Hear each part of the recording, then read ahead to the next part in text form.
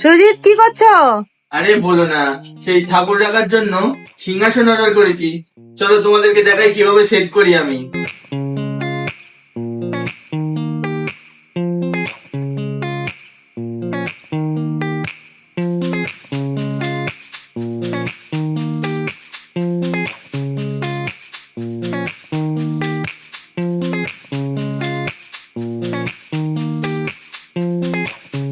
এতক্ষণ ধরে প্রায় দেখছিলাম আমি যে ট্রাই করতে পারি কিনা, সবগুলো পার্ট লাগিয়ে লাগিয়ে দেখলাম।